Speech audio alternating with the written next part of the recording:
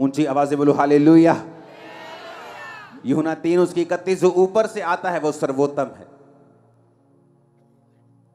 Bible कहती है जब आप प्रार्थनाएं करते हैं तो ऐसी चीजें आसमान आपके लिए खुलता है और सर्वोत्तम जो परमेश्वर की ओर से आपकी लाइफ में आता है।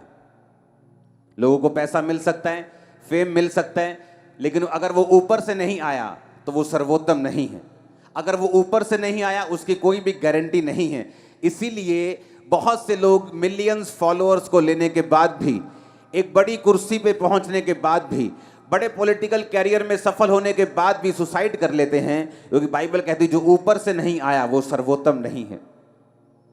और बाइबल कहती है जब डैनियल ने प्रार्थना करनी शुरू की और परमेश्वर से मांगना शुरू किया तो वचन कहता है कि पहले ही दिन जब उसने प्रार्थना और उपवास के साथ परमेश्वर के सामने दुहाई देनी शुरू की तो बाइबल कहती है परमेश्वर ने उसकी प्रार्थना सुन के उत्तर को भेजा, अपने दूत को भेजा। रास्ते में शैतान उस दूत से लड़ता रहा और जब दूत लड़के शैतान से डैनियल के पास पहुंचा और बताया कि मैं तेरी प्रार्थना का उत्तर देने के लिए आया हूं, जब तुमने पहले ही दिन अपना मन लगाकर प्रार्थना शुरू की थी मुझे उत्तर देने के लिए तुझे भेज दिया गया था।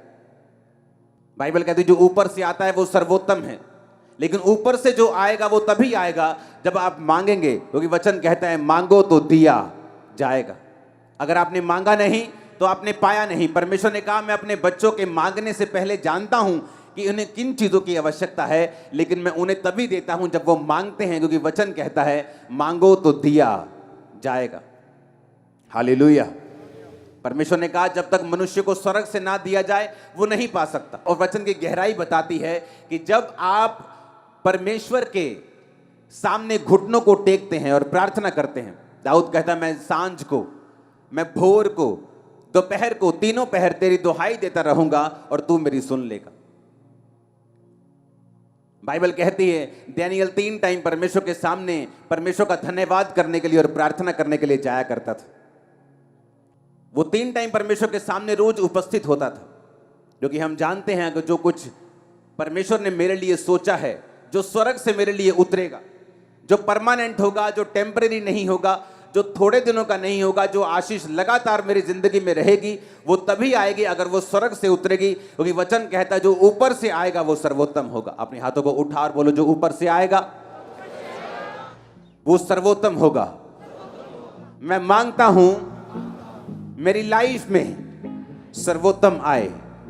आमीन। यीशु मसीह ने कहा अगर मनुष्य को स्वर्ग से ना दिया जाए तब तक वह कुछ नहीं पा सकता।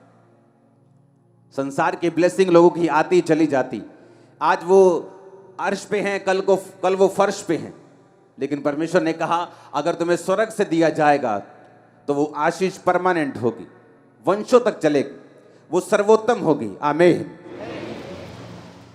हमारे YouTube चैनल को सब्सक्राइब करें ताकि आप परमेश्वर के गहरे वेदों को जान सकें कि कैसे आप परमेश्वर में बढ़ सकते हैं, कैसे आप दुष्ट आत्माओं से, नशों से, बीमारियों से और वंशों के श्रापों से आजाद हो सकते हैं।